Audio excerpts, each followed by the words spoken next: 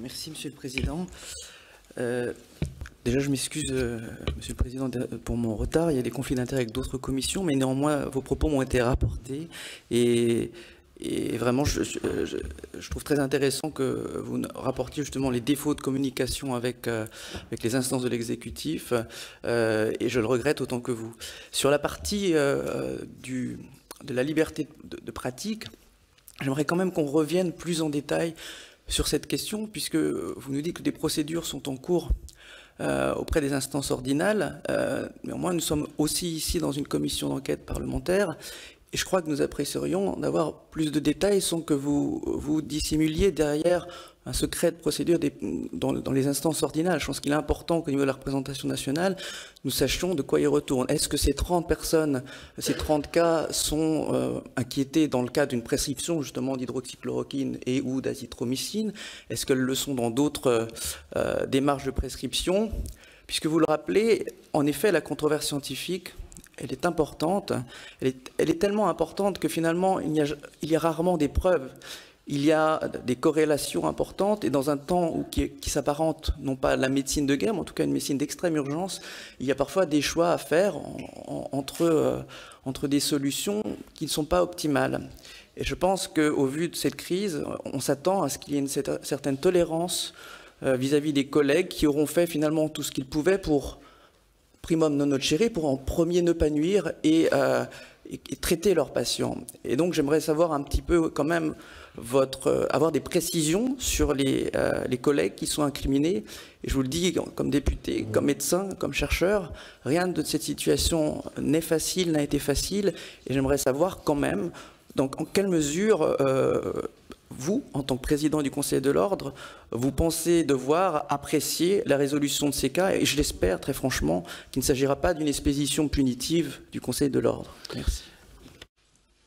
Nous sommes une structure avec une responsabilité, qui est une responsabilité que vous, parlementaires, nous avez donnée. Ce n'est pas nous qui l'avons inventée, c'est le Parlement qui l'a souhaité. Nous sommes les garants de la déontologie et chargés donc d'agir dès lors qu'il nous paraît qu'il y a une contravention à la déontologie. Nous ne sommes pas juges déontologiques. Je vous rappelle que c'est le Conseil d'État qui nomme des magistrats qui président des chambres disciplinaires qui sont composées d'un certain nombre de professionnels, certains issus de l'ordre, d'autres non membres actifs de l'ordre. Et que ce sont ces juridictions qui jugent et qui condamnent. Ce n'est pas l'ordre des médecins au sens de l'organe administratif que je préside. Et fort heureusement, c'est la séparation des pouvoirs et ça me paraît tout à fait indispensable. Je ne peux donc pas aujourd'hui savoir ce que seront les conclusions de chambres disciplinaires si éventuellement l'ordre administratif décidait de déférer devant les chambres disciplinaires un certain nombre de professionnels.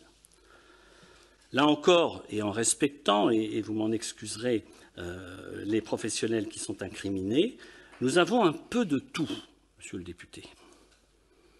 Nous avons bien entendu, et je tiens à le dire d'avance, ça n'est pas la notoriété qui fait l'impunité ou le principe de devoir s'expliquer devant une juridiction.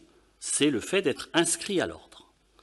Et donc, nous avons un certain nombre de confrères qui sont soit des confrères de notoriété, soit des confrères, comme moi, je dirais, de terrain, qui, par ce qu'ils ont produit comme acte, comme parole ou comme écrit, sont susceptibles d'avoir porté contravention à la déontologie. Il eût été simple de dire on porte plainte contre tous ces confrères et puis c'est la juridiction disciplinaire qui va se débrouiller. Ce n'est pas la stratégie que j'ai adoptée depuis que je suis président du Conseil national de l'Ordre des médecins. C'est-à-dire que je considère qu'il faut d'abord entendre les confrères et que ceux-ci soient entendus par leurs conseils départementaux qui sont mieux à même que nous de juger des réalités de terrain, des réalités locales, des conditions d'exercice de la pratique localement. Et c'est donc eux qui, en premier lieu, sont ceux qui gèrent ces situations. Donc nous en sommes à ce stade-là actuellement. Aucune procédure n'a dépassé le stade de l'entretien au niveau du conseil départemental. Que va-t-il se passer ensuite? Dès lors que les conditions sanitaires vont nous le permettre, nous allons reprendre les réunions présentielles, les réunions statutaires, qui sont les seules à pouvoir décider. Ce n'est pas le président d'un conseil départemental, le président du conseil national qui décide. Et à ce moment-là, effectivement, les conseils départementaux apporteront les conclusions de ces entretiens qu'ils ont eus avec les professionnels et éventuellement, s'ils l'estiment nécessaire, les procédures qu'ils envisagent de mettre en œuvre. Voilà comment cela va se passer. Mais attention, nous gérons aussi des plaintes directes, c'est-à-dire des patients, des professionnels, des acteurs institutionnels qui portent plainte directement contre un certain nombre de professionnels. Et là, nous ne sommes pas dans le même contexte. Nous sommes dans un contexte de plaintes qui sont soit dirigées vers des agents du service public, soit dirigées vers des professionnels d'exercice privé.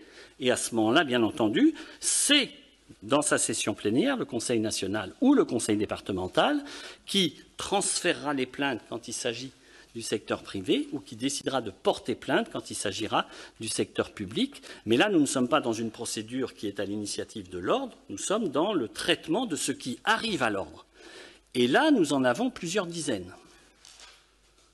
Donc il y a si vous voulez, deux cortèges parallèles qui viennent d'origines différentes. Mais dans tous les cas de figure, la stratégie qui est la mienne depuis mon élection à la présidence du Conseil national de l'ordre est de dire qu'il faut rencontrer les professionnels et il faut les rencontrer dans leur territoire. Parce que c'est là qu'on est le mieux à même de comprendre ce qui s'est passé. Voilà ce que je puis vous répondre en la matière.